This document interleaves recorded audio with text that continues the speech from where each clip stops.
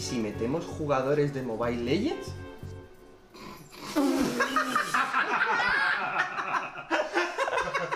De Mobile Legends, tío. Mobile Legends.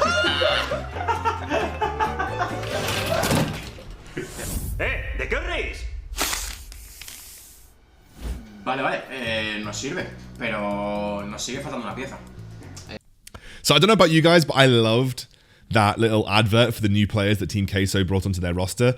Like the whole Mobile Legends Keck W thing was, oh my god, it was so funny. But I kind of want to analyze this. I want to break down a game from Team Queso. I want to look at how they play, and I think it's their top and their jungle is, so their Baron laner and their jungle is from Mobile Legends. How are they? How good are they? How much impact do they have?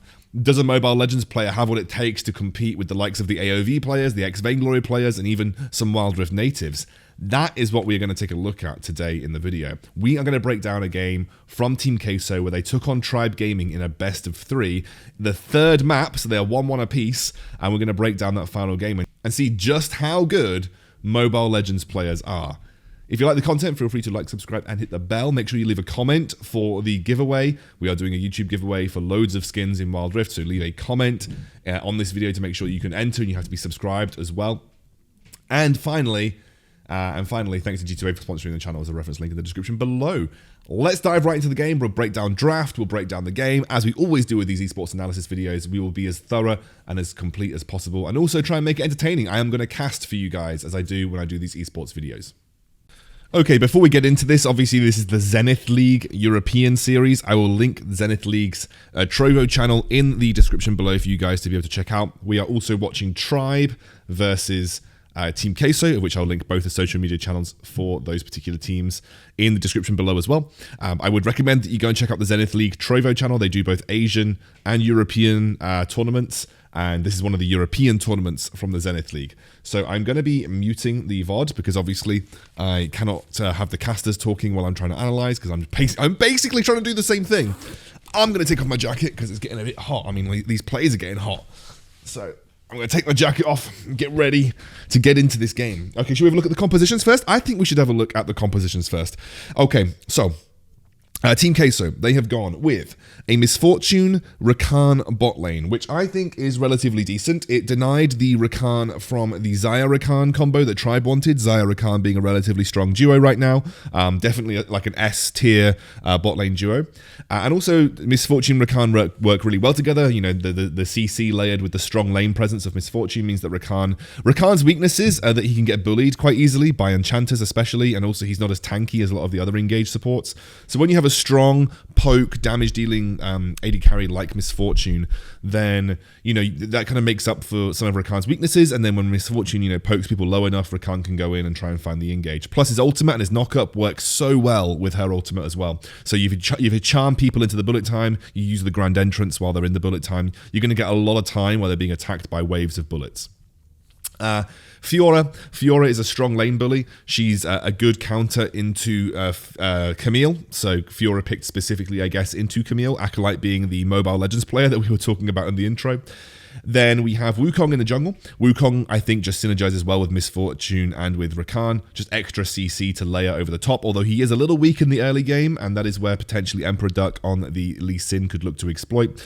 And then we have a scaling, very heavy tower taking mid laner in the form of Ziggs, something that has been seeing increased popularity over the last few weeks. He's super safe, he clears waves really nicely, he has good team fight presence, and as I said, takes towers super easily. So this is I expect there to be some action bot lane. So I expect us to see a bit of craziness happening around the dragon lane, and I expect there to be some heavy rotations and plays around taking towers quickly, especially with Misfortune and Ziggs. Then we look at Tribe. The thing that I immediately find from Tribe is there is not a huge amount of easy synergy with Yasuo. You have the kick from Lee Sin and you have the knock-up from the Braum, which is basically it. Then you have the self knock-up from the Yasuo. So it's not like you're running this with an Alistar, it's not like you're running this with a Malphite. You don't have the easy synergy with the Yasuo, which makes, I think, it a little difficult to execute on teamfight comps. I think that Xayah and Braum are a strong bot lane duo. I definitely think Braum is good into Rakan, for instance, because if Rakan looks to go for the engage, you can just essentially slow him or try and stun him immediately. You have your ultimate to counter engage when he goes for the grand entrance.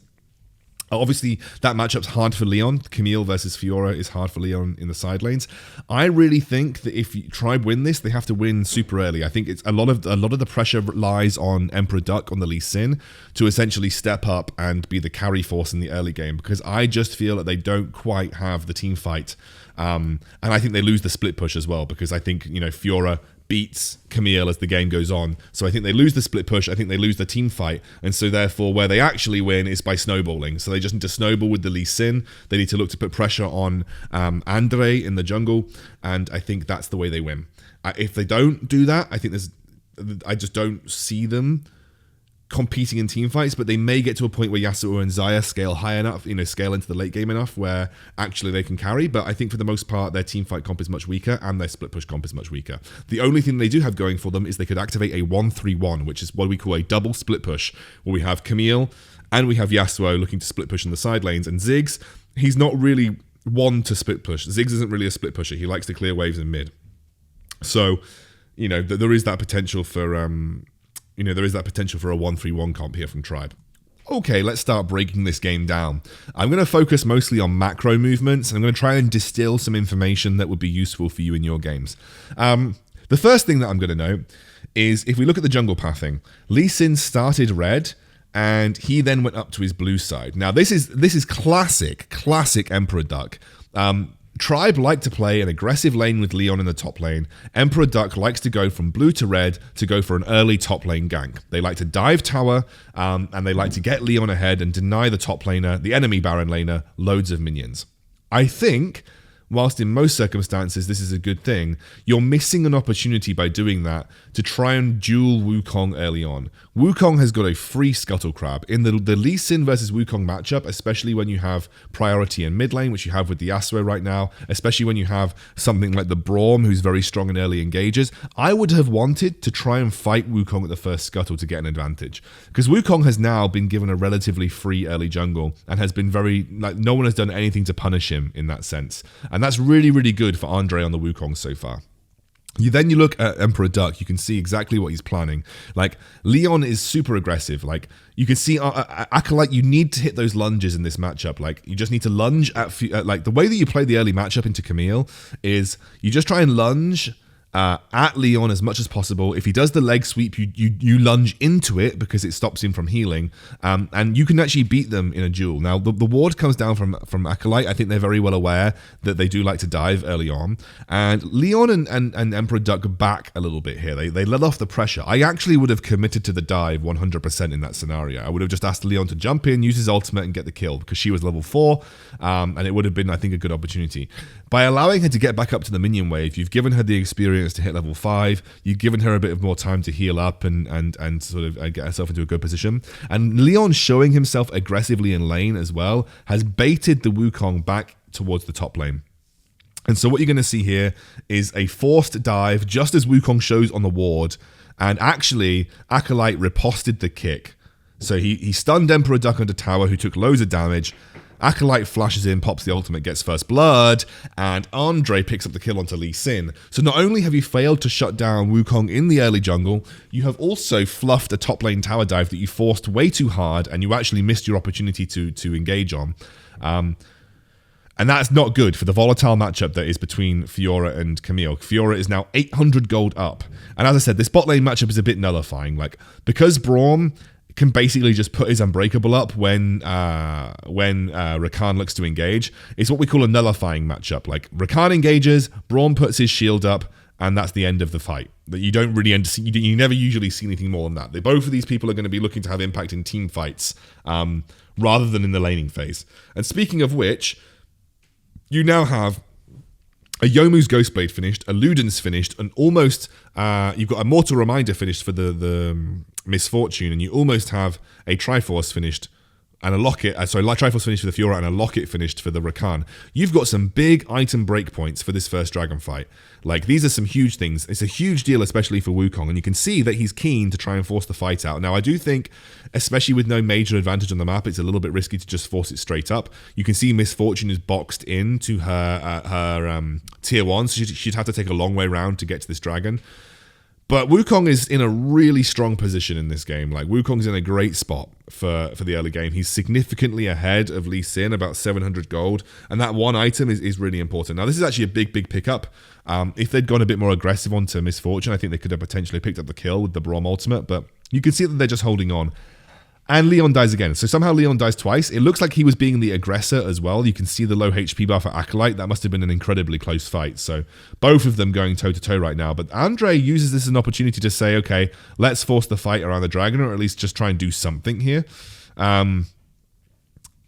Very interesting. I'm not really sure what Team Queso's plan is, but they are quite clearly posturing around dragon. They want to use their item advantages.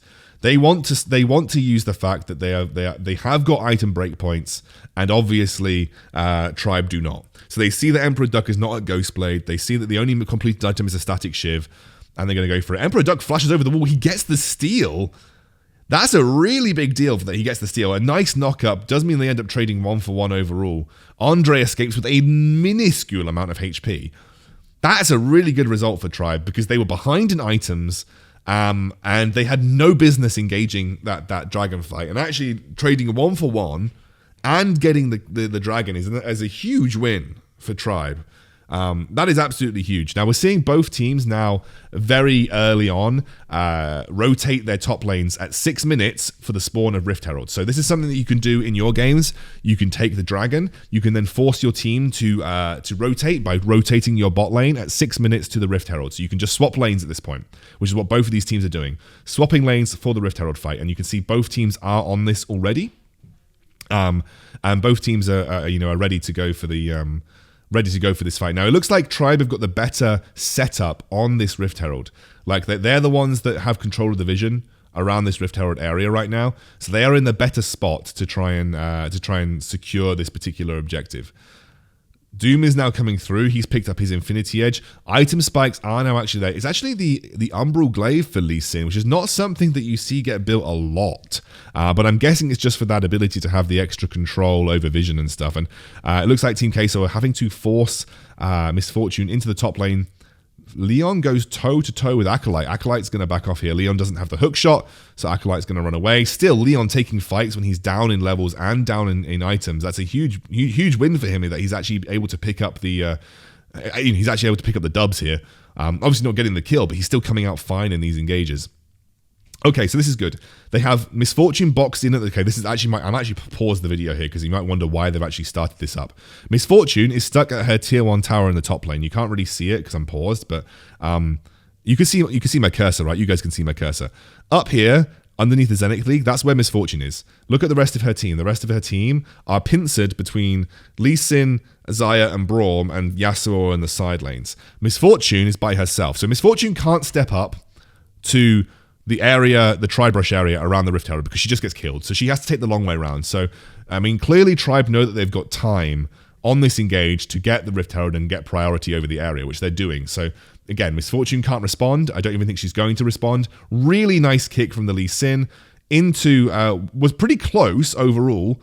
I think they end up losing... Yeah, they end up losing the Braum, but that might just be the only person they lose. No, they lose they get a double kill. Okay, so a double kill for Rift Herald at the end of the day. Doom's going to have to be forced to use the Featherstorm to back out, but they did also force the teleport out. Now, immediately, there are two things that are happening here. Tribe are going for this first turret of the game, which is obviously the best result they could ask for. But look at Leon. Leon it didn't even respond. He couldn't respond because he didn't have teleport. But he's not even responding, and he trades cross map. Right now, I would say that Tribe are actually winning the macro game. They know how to control their waves to get priority on the objectives. So, for instance, Doom shoved the tower, forced Ibu to clear waves under his tier 1 top. Otherwise, he loses that tower. And that meant that he wasn't able to join the Rift Herald fight on time, and they weren't able to engage the fight properly. And that allowed them to get Rift Herald. It was a little bit close, don't get me wrong, a little bit sketchy. Like they caught it by the skin of its teeth. But then they went for the force on the bot lane tier 1. And right now you're seeing that there's a big rotate from Team Queso to go for the bot lane tier 1. But look at Leon. He's just gone and take top lane. He's taken top lane tier 1. So right now Tribe are actually winning the macro game despite being behind on gold. They're trading cross map for every single play that happens. And they are the first to control the objectives. I would say, obviously, that it wasn't the case around the dragon, But Emperor Duck got the steal. That was calculated. He jumped over the wall knowing that the steal was on the cards, and he made it happen. So Tribe right now are actually winning the macro game overall. And Leon's even, using that opportunity to now take away the red buff as well. So this is like really good stuff. Like rotate for Rift Herald at 6 minutes, control the minion wave, force the enemy AD carry into tower so that he can't respond to the Rift Herald play, take the Rift Herald, and trade cross map. Now, obviously, Queso are ahead because they got the first blood and they got the first tower, so they're actually ahead in gold overall. But, in terms of the way that the map is being approached, Tribe are doing slightly better than Queso at this point in time. It looks like they're going to find a little engage, and I would say item spike-wise, we're still looking at a very, very strong Team Queso, like a Guardian Angel, Redemption, Yomu's Ghostblade on the Wukong. You have a lot of defensive itemization picked up the Braum. You have the Leandries and the Blade of the Ruin King competed on your carries. And this right here, I'm going to pause it again right here. So, what you're seeing right here is a Rift Herald drop mid by Team Tribe. What this is intended to do, I think they didn't quite execute on this properly, but when you drop a Rift Herald mid, especially when a dragon is spawning, you do it to gain priority in this lane. And what do I mean by gain priority in this lane? Well, by dropping the Rift Herald mid, you force members of Team Queso to deal with the Rift Herald, which means they leave the river and they lose control of the river around the dragon. Tribe should use this Rift Herald as an opportunity to move into river as a team and gain control of the dragon pit and force Team Queso to have to make the aggressive move around the dragon where there is more opportunity for mistake. So that's what Tribe were doing. I don't think they played the Rift Herald drop exactly the way they wanted to. I think they should have all been in position. One person should have dropped it, like Lee, and then he should have been able to use his mobility to get into the river to control it a bit more quickly. But let's see how they use this. Okay, so the Rift Herald gets nothing, but Tribe are now in position, and they do have priority around the Rift Herald. And Leon is now going toe-to-toe with Acolyte, who completely screwed up his riposte. And if you screw up your riposte in this matchup, you're going to get killed. So now Leon gets the kill. We have an engage at the bot lane as well. It looks like they've taken down the Wukong, who's going to drive himself back away from the dragon, smites it to keep himself alive, and now Ibu's caught off by himself. Low battle all over the place, but we're going to see a teleport coming in from Leon. Emperor Duck is over the wall and will be forced to back out from that dragon pit as he is taken low. Looks like... Wait, Wukong got let in for free! Oh no, they just let Wukong in for free. Looks like they're going to lose 2 kills for overall. Low HP bars. Look at how many low HP bars there are for Tribe. But Queso were basically boxed out of that dragon. Looks like Wukong basically got let into the pit for free because Leon went aggressive onto the Misfortune. Still, I would call that a relatively solid win for Tribe overall. They got 3 kills across the map, including the solo kill into the Fiora, and also they secured 2 kills around the dragon. So they're 1 dragon apiece at this time. So you're not too bothered if you're 1 dragon apiece. And I actually think Ocean is more useful than the Mountain anyway. So right now, Tribe are not too far behind in gold, about 600 overall, and I would say they have the stronger Drake off the back of the Drake fight. So I think Tribe are in a good spot right now. I think Tribe are fine, even though they're slightly behind. What do Team Queso need to do now? Like, I think mid lane turret is going to be a priority for both these teams. Oh, Snitch got a little caught out here. Nice little dive away, does get knocked up. Incoming Cyclone, and that's not so good. Doom now on the front line, actually zoned out by the Misfortune ultimate. And I think Snitch is going to drop to the second form of Cyclone. That is a very big pick, because that's now going to allow them to go on to the Baron. And I don't know if Tribe are in a position to contest this Baron. That is a huge, huge loss. Now, I would say this is good from Tribe to try and attempt to take the mid lane tier 1, but Ziggs comes in big in these situations, like a few abilities, and he has cleared the wave in its entirety. That was not a great look for Tribe. 1 single pick has allowed them to lose the Baron, and Baron can snowball games like crazy in Wild Rift. And also, well, I'm going to praise Team Queso. Good pick and very good decisive play to go straight for Baron, but also to use the Ziggs in the way that he is supposed to be used, both offensively and defensively. Like, he defensively cleared that mid lane tower, and they gave Tribe nothing as a result of that Baron. Like, previously, Tribe have been cross-mapping. It's very easy to cross-map for things like first turrets because they don't require a huge amount of risk to take. Once you get to the tier 2s, it requires a little more risk. It looks like Tribe did take the tier 2 in the bot lane, but Like, you lose a tower, you gain a tower, but you lose a Baron. A Baron is obviously infinitely worth. And actually with Ziggs, it makes it much harder to defend towers as well, because he has a lot of long-range poke. So if you're standing next to the tower to defend it, Ziggs has both the power of the Baron minions, but he also has this long-range poke that he can constantly throw out. Now, we have a huge grouping around mid. And again, see, they can't defend the towers versus the Ziggs. Ziggs has got such incredible siege potential. Just watch this here, right? Ruiz is just going to keep throwing them out. Big Inferno Bomb to deal damage. They have a huge amount of minion waves coming through. And, like, all he needs to do is walk up and just land a couple of base cadets. Look how much damage they do. Like, they take the towers instantly with the Ziggs, and they can't defend against it either. Like, the Wind Wall and the Unbreakable are the best defenses that Tribe have got versus Ziggs right now. And it's so hard to kill Baron minions. Like, you're just going to see them continue. Leon, I commend Leon for trying the split push here, trying to find the 1v1 still. But I don't know. I think it might that ship might have sailed. The Baron makes it so much harder to do that. You can't push against a Baron-empowered minion wave as a split pusher very easily. If you lose the Baron, especially in this game, like, split pushing becomes that much harder. And it's one of the reasons it makes split pushing harder in general. Look at this.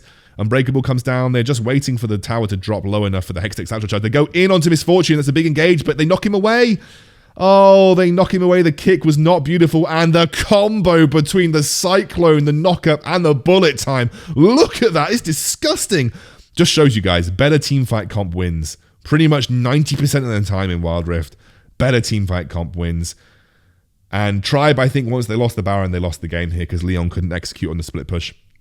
That was, I've got to say, like, despite Tribe being better on the macro, I don't think Team Queso were much further behind on macro. And I also think Team Queso's mechanics look pretty good.